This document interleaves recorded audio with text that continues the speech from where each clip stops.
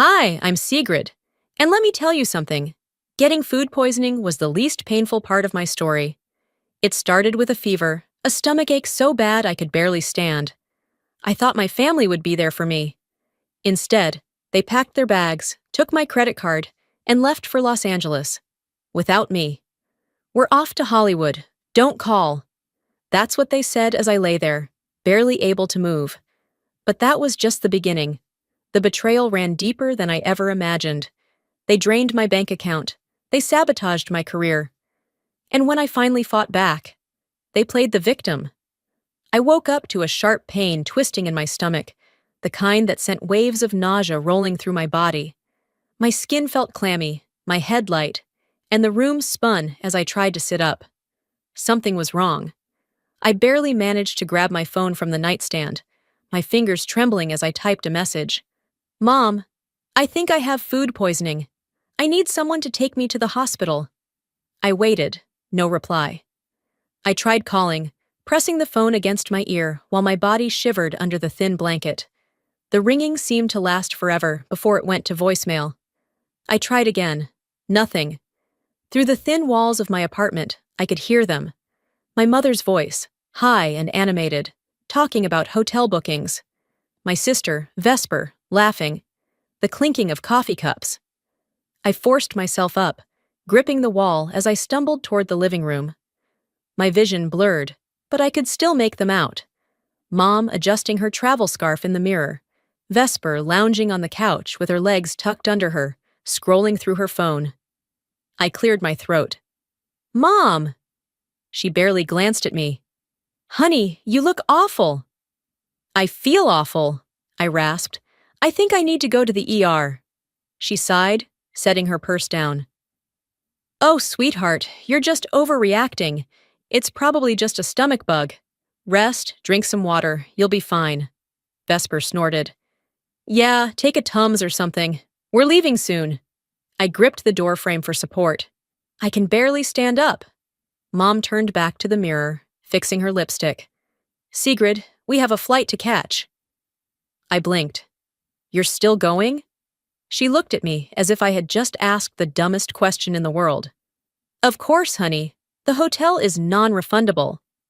I stared at her, then at Vesper, who was still scrolling through her phone like this was all just a mild inconvenience. My father, Calder, stood by the door, checking his watch. He hadn't said a single word. I swallowed the lump in my throat. "So, you're just leaving me here? Sick? Alone?" Mom let out a soft laugh, shaking her head. "Oh, don't be dramatic, Sigrid. You're a grown woman."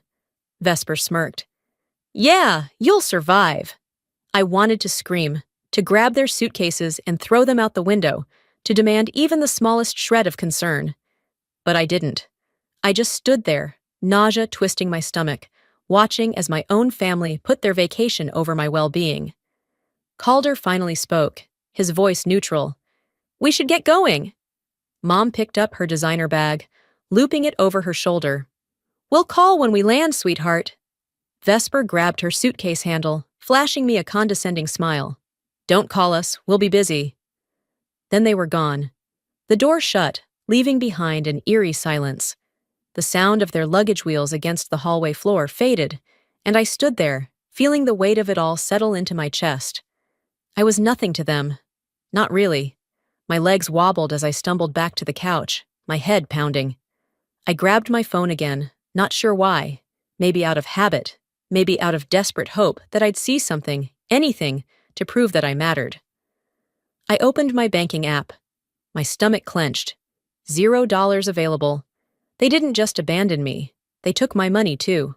I stared at my phone screen, my vision blurring as the numbers burned into my brain. 0. How? My hands shook as I refreshed the page, willing it to be some sort of mistake, a glitch, a banking error. But the balance didn't change. They took everything. A shiver ran down my spine, not just from the fever still clinging to my body, but from the sharp realization creeping in. They hadn't just left me to fend for myself while I was sick.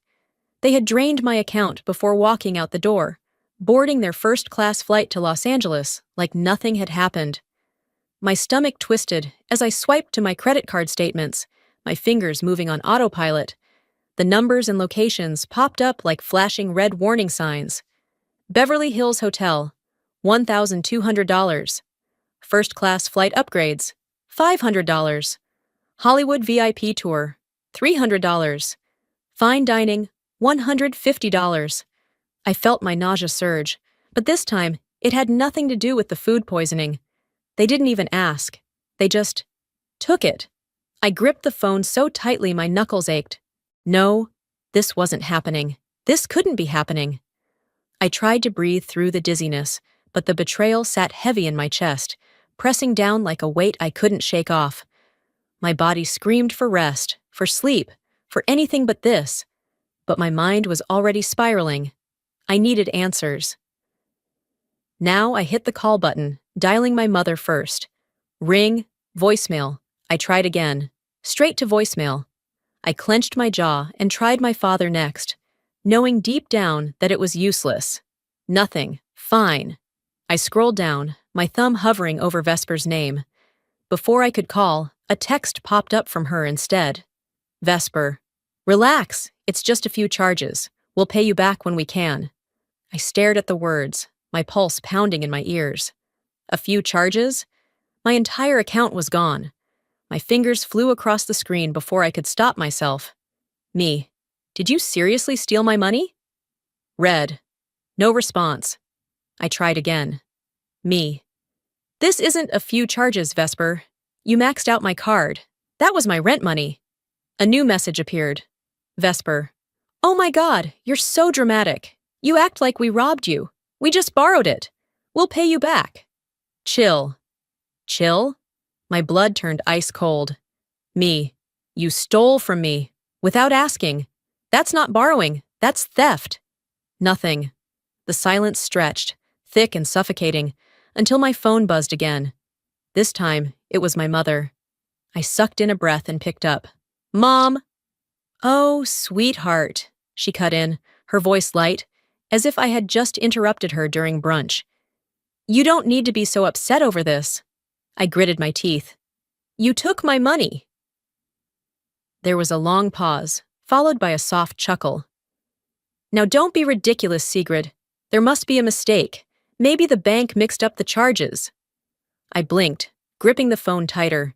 Gaslighting. She was gaslighting me. Again. Mom, I just checked my statements. The Beverly Hills Hotel, the flight upgrades, the fine dining, all of it came from my account. There's no mistake. She sighed like I was exhausting her. Sigrid, honey, we didn't want to bother you while you were sick. We figured it was fine since you weren't using it. I nearly dropped the phone. You left me while I was sick, and now I have nothing in my account. She let out a little laugh. Oh, don't be so dramatic. The world tilted. She wasn't even denying it. She wasn't apologizing. She wasn't even trying to justify it properly. I felt something inside me snap, like a thread stretched too tight for too long. They didn't care. They never had. And I was done pretending that they did. I hung up. Before I could let the guilt sink its claws into me, before the self-doubt and second-guessing crept in, I pulled up my banking app again.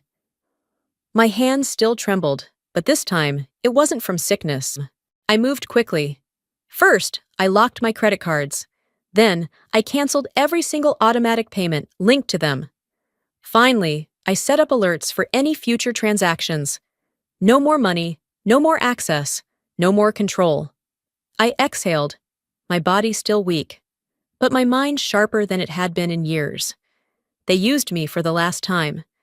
And this time, they were going to regret it. The next morning, the sky outside my window was the same shade of gray I felt inside. Heavy clouds pressed against the skyline, the air thick and still. A storm was coming. I sat on the couch, my body still weak from the sickness, but my mind sharper than it had been in years. I had locked my cards, cut off their access to my finances, and now I was waiting for the fallout. It didn't take long. My phone lit up with a call. Mom! I inhaled deeply, pressing my thumb against the screen before answering. Sweetheart, she cooed, her voice syrupy sweet, like nothing had happened. How are you feeling? My grip on the phone tightened. Let's not do this, I said flatly. Why is my credit card maxed out on your trip? There was a beat of silence, then a soft, disbelieving laugh. Oh, honey, that can't be right. Are you sure there isn't some mistake? Don't play dumb with me, Mom. I checked the charges. The Beverly Hills Hotel, first-class upgrades, dinner at a 5-star restaurant, all of it on my account. She tisked. Well, maybe the bank got things mixed up. You know how those systems are. I felt my stomach turn. Are you seriously blaming the bank? She sighed, exasperated. Why are you making this a fight? It's just a misunderstanding. There it was. The same script she had used on me my whole life. Downplay, deflect, dismiss. I shut my eyes, gripping my knee to ground myself. This isn't a misunderstanding, I said, my voice low and firm. It's a pattern. A sharp exhale came from the other end. Sigrid, honestly, you're being ridiculous. Ridiculous. That word alone sent me spiraling back through years of memories. I was 16, working weekends at a grocery store to save up for a car. One day, I came home to find my savings wiped clean. Mom had borrowed it to cover rent. You should be proud to help the family, she had said, her tone almost scolding, like I was the selfish one. This is what responsible daughters do. I was 19, working 2 part-time jobs while taking full-time college courses. Vesper was on a fully paid semester abroad, courtesy of my parents. It's only fair, Mom had told me. She's older. She deserves it more. I was 23, fresh out of college, drowning in student debt. Every paycheck I earned went toward my family's bills while Vesper spent her days shopping, jobless by choice. Mom's reasoning? You're doing so well. You can afford to help a little longer. I was never their daughter. I was their safety net. I snapped back to the present, my fingers curling into a fist. Mom, let's cut the crap. You didn't lose your card. You used mine. Watch your tone, young lady, she snapped, her fake sweetness vanishing in an instant. No. My voice was calm but unyielding. You don't get to play the victim, not this time. Silence. I could practically hear her seething on the other end. I'm done funding your vacations. I'm done being your bank. I locked my accounts. You're on your own. Her voice rose. You ungrateful little... Click. I hung up. For the first time, I didn't feel guilty. I didn't feel the usual wave of self-doubt creeping in. I felt free. But freedom, I knew, always came with a price. Thunder rumbled in the distance. My phone vibrated again. Vesper. I stared at the screen, my pulse steady. Let's see what she had to say. The vibration of my phone rattled against the nightstand, dragging me out of a restless sleep. My body still felt sluggish from the last few days, but it wasn't sickness that twisted in my gut anymore. It was something worse, anticipation. I reached for my phone, squinting against the glow of the screen. 27 missed calls, 18 unread messages. Vesper. My stomach tightened as I scrolled through them. Vesper. You didn't have to be so dramatic, you know. Vesper. Mom is crying. Are you happy now? Vesper. Fix this, Sigrid. We're family. I let out a slow breath, my grip tightening. Family. That word didn't mean what it used to, not anymore. I locked my phone without responding. I didn't have the energy for another pointless back and forth. They had crossed a line, and I wasn't about to be guilt-tripped into pretending otherwise. Today, I had bigger things to focus on. I forced myself out of bed, ignoring the way my limbs ached, and went about my morning routine. Coffee, shower, get dressed. Everything mechanical, everything controlled. By the time I stepped outside, the rain had stopped, but the air was thick with the promise of another storm. I didn't care. I had work to do. The first sign that something was wrong came an hour into my day. Sigrid, a voice called from behind me. I turned to see Mr. Thorne, my boss, standing at my desk with a look I couldn't quite read. Can you step into my office? A cold prickle ran down my spine, but I nodded, following him inside. He closed the door, then walked over to his computer, turning the screen toward me. Did you send this? I leaned forward, my breath hitching as I scanned the email. It was from my company account, but it wasn't from me. Fake secret email. I don't have time for your nonsense. Find someone else to deal with this. My pulse pounded in my ears. I never sent this, I said, my voice barely above a whisper. Mr. Thorne studied me. It came from your account. I swallowed hard, my hands trembling as I scanned the email details. And then I saw it. The IP address. It wasn't from my work laptop. It wasn't even from my apartment. It was from an out-of-state location. Los Angeles. My breath hitched. Vesper. That bitch. I clenched my fists, my nails digging into my palms, as a slow, simmering rage replaced the shock. I swear to you, I did not send that email, I said, my voice steel now. Someone hacked into my account. Mr. Thorne studied me for a moment, then exhaled. It is already looking into it. I hope, for your sake, you're telling the truth. I am. I stood, my entire body trembling as I walked out of his office, barely registering the murmured conversations around me. By the time I stepped outside, the crisp air barely cooled the heat burning under my skin. I pulled out my phone and dialed. She picked up on the second ring. Well, that was fast, Vesper mused, her voice dripping with fake innocence. What the hell did you do? A short pause, then a soft, amused chuckle. You're going to have to be more specific, little sis. My jaw locked. You sent that email. You tried to sabotage my job. Another pause, then laughter. I didn't try, she corrected. I did. My grip on the phone tightened. What the hell is wrong with you? Oh, please, she scoffed. I was just giving you a little break. You were always working too much anyway. I felt something snap inside me. You're insane. And you're predictable, she said. You always think you're above us, don't you? Always the responsible one, always judging, always looking down at me like I'm some kind of screw-up. I said nothing, because the truth was, I had. I had spent years pretending that if I just helped enough, if I just covered enough bills, took care of enough problems, bailed them out of enough messes, they would eventually change. But they never did. I exhaled, my voice like ice. I should have cut you all off years ago. A long pause, then her voice softer now. Then do it. Click. She hung up.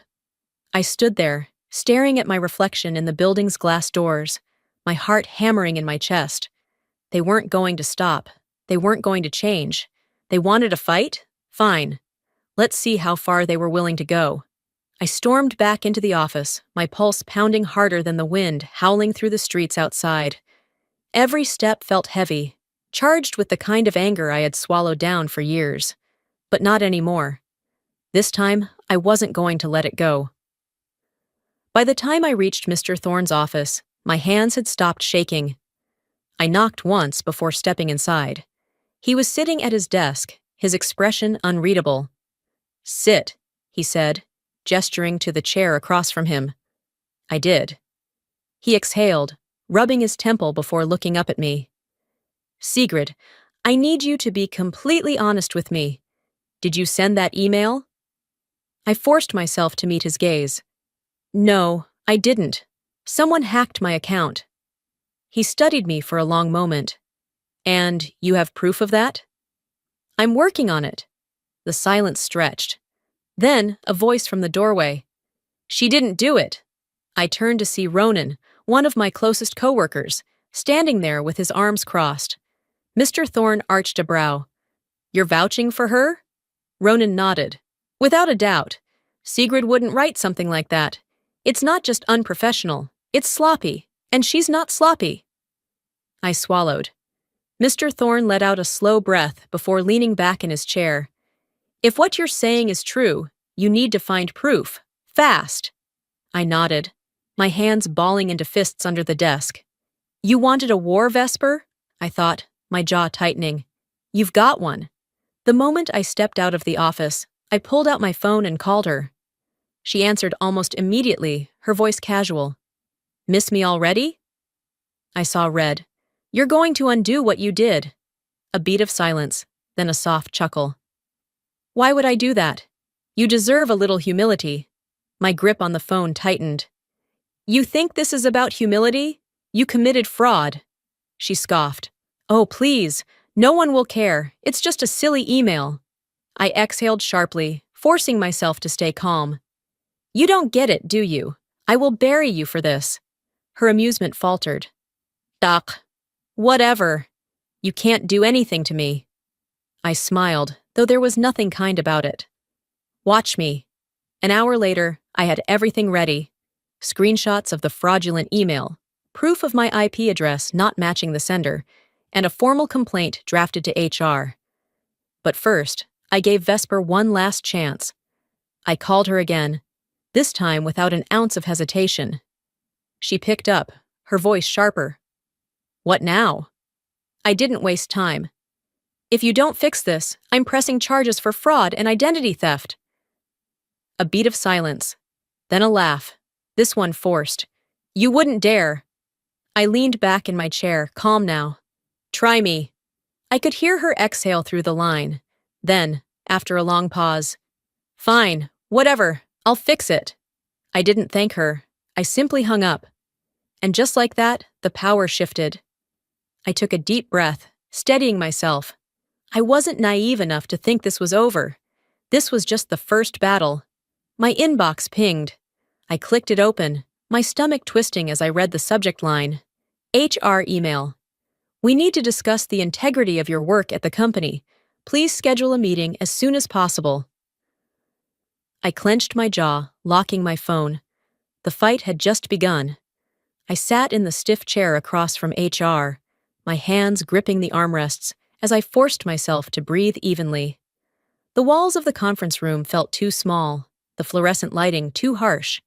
Across from me, Rebecca Caldwell, the HR representative, folded her hands over a stack of printed emails.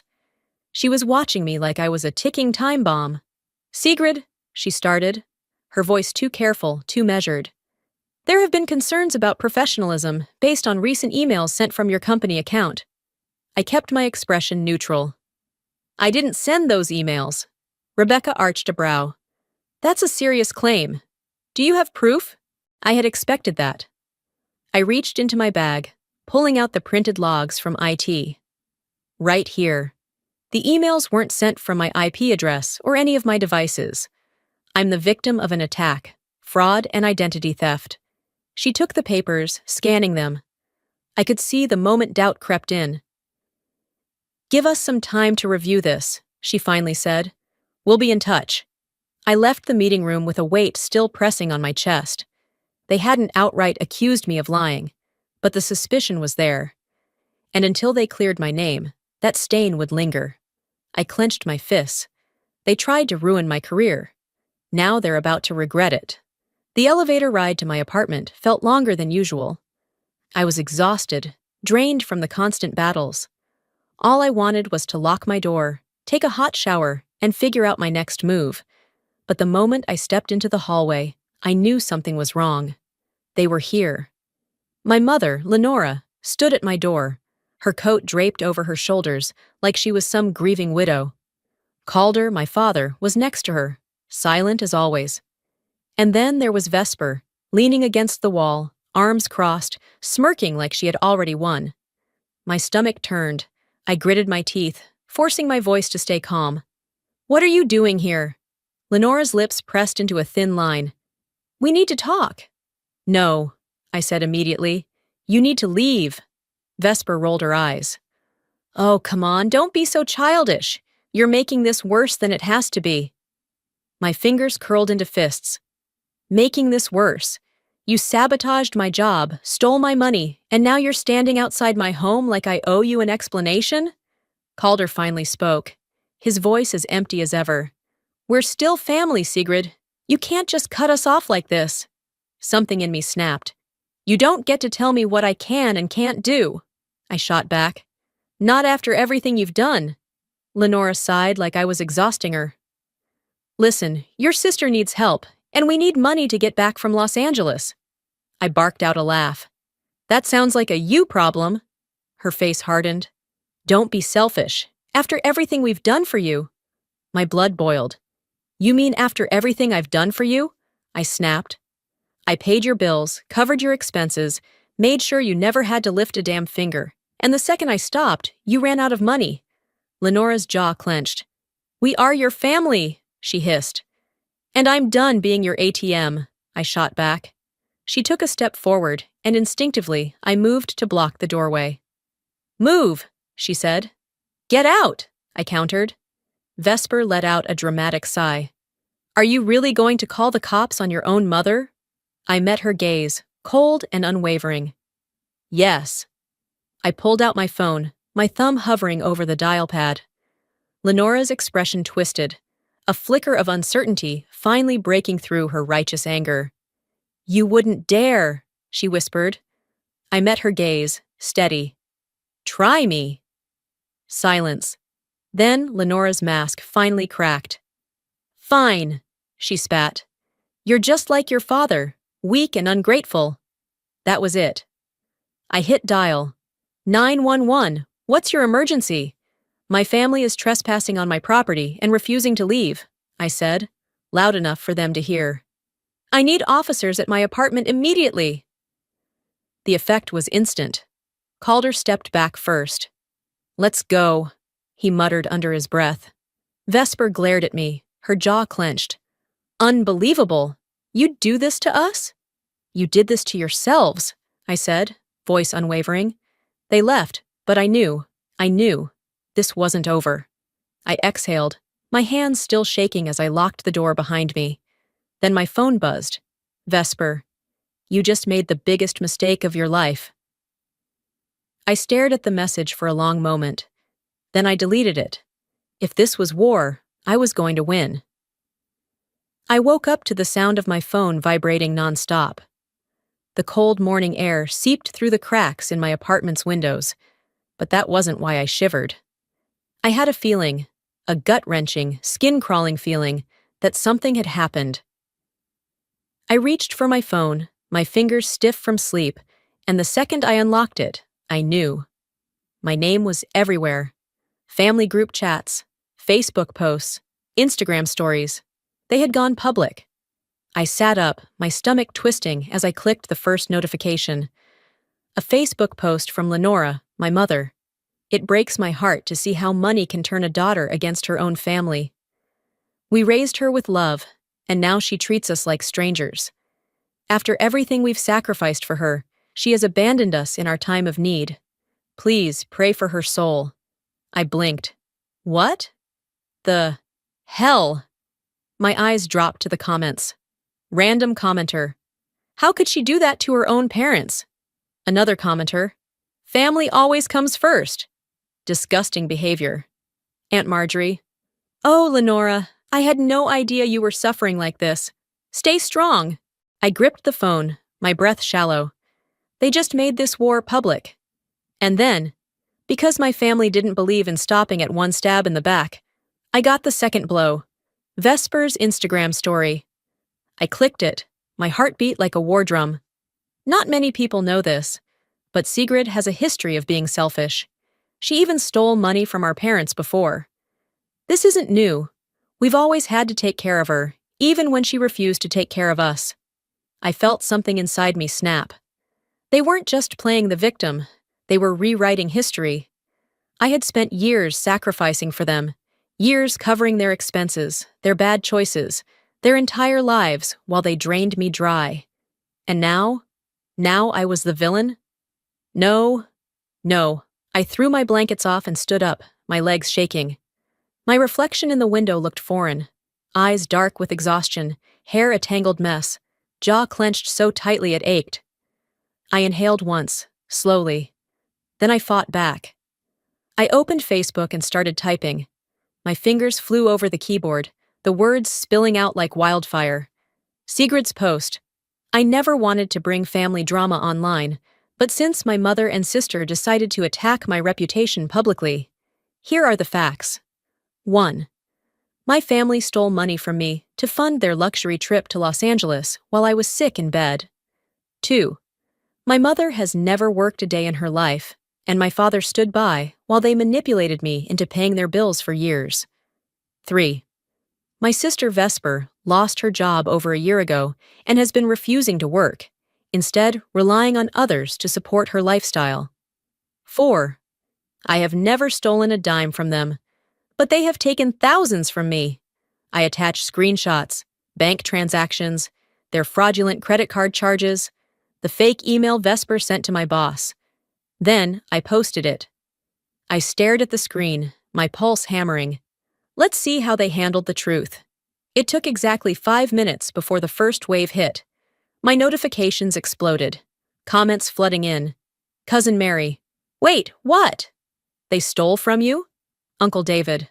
Hold on, this changes everything. This isn't what Lenora said at all. Random commenter. OMG, the receipts. This is insane. I exhaled sharply, the tension in my shoulders starting to loosen. And then, a text from my cousin Elowen. Elowen. I'm with you. Let's expose them. I stared at the message, my heartbeat steady now. For the first time in years, I wasn't alone in this fight. But I knew one thing. This wasn't over. I woke up to hundreds of new notifications. The storm outside mirrored the chaos brewing in my inbox. Wind howling, rain slamming against the windows. I sat up slowly, grabbing my phone, already bracing myself for the backlash. It wasn't just backlash, it was a war zone. My post had exploded overnight. Support flooded in. Commenter 1. Your mother sounds exactly like mine. Stay strong. Commenter 2. Wow, the audacity of your family is insane. Commenter 3. They used you for years and expected you to stay quiet? Not anymore. I exhaled sharply, scrolling through the sea of messages. And then, right on cue, the guilt-tripping began. Aunt Martha. You didn't have to humiliate them like this, Sigrid. Family is family. I scoffed, my fingers tightening around the phone. Then where were you when they were humiliating me? I was about to type that exact response when my phone rang. Unknown number. I hesitated, then answered. A rough inhale. Then, your mother. She collapsed. My blood turned to ice. Calder. My father. The man who had stood in the background my entire life, watching my mother and sister drain me dry. What? I breathed. His voice was cautious, hesitant. She's in the hospital. The stress of all this, it was too much for her. I felt my stomach churn. This was too convenient. A woman who had spent her entire life manipulating every situation, controlling every conversation, suddenly too fragile to handle the consequences? I gritted my teeth. Which hospital? I walked into the ER with my arms crossed, my heartbeat steady. I wasn't here out of guilt. I was here to confirm the truth. Lenora was lying in a hospital bed, looking pathetic. Her hair was carefully disheveled, an IV taped to her wrist, the picture of frailty. Vesper was sitting beside her, glaring daggers at me. Lenora's eyes fluttered open, as if she had just enough strength to acknowledge me. Sigrid. Her voice was weak, raspy. You did this to me. My jaw clenched. There it was. The final, desperate attempt to pull me back into their control. Vesper smirked, arms crossed. Happy now? I didn't say a word. Instead, I turned on my heel and walked straight to the nurse's station. A woman in scrubs barely glanced up from her clipboard. What happened? I asked, my voice perfectly even. She scanned the file. Mild dehydration, no cardiac issues. She's being discharged soon. I let out a slow, steady breath. Of course! I turned back to the room, my mind clear for the first time in years. They were trying to pull me back one last time. Lenora's weak act was still in full force when I stepped back inside. I walked right up to her bedside, looking down at the woman who had spent her entire life controlling me. I see you're fine, I said flatly. That's good, but I'm done. Her eyes flashed. You can't just… I already did. I turned to leave, but before I could take 2 steps, Vesper lunged. her fingers wrapped around my arm in a bruising grip. "You think you can just cut us off?" she hissed, her nails digging into my skin. I met her gaze, calm and unshaken. "Watch me." I yanked my arm free and walked out without looking back. The cold air hit me like a slap as I stepped outside, filling my lungs with something that almost felt like freedom. My phone buzzed. Email notification. I glanced at the sender. Mr. Thorne. Subject, your job. I hesitated, my thumb hovering over the screen. Then, for the first time in a long while, I felt hope. 3 months. It had been 3 months since I had last seen them, last heard their voices, last let their words worm their way under my skin. And in those 3 months, my life had transformed in ways I never thought possible. I wasn't living in reaction anymore. I was living in control. I had cut off every single financial tie to my family. No more money funneled into their endless cycle of irresponsibility. No more late-night guilt-tripping phone calls about bills they never intended to pay themselves. I had won my battle at work. After the dust settled from Vesper's sabotage, the truth came out. Mr. Thorne had reviewed the security logs and confirmed that the fraudulent email had originated from an IP in Los Angeles, not my devices. Vesper's pathetic attempt to ruin me had backfired spectacularly. And in the most ironic twist of all, I had been promoted.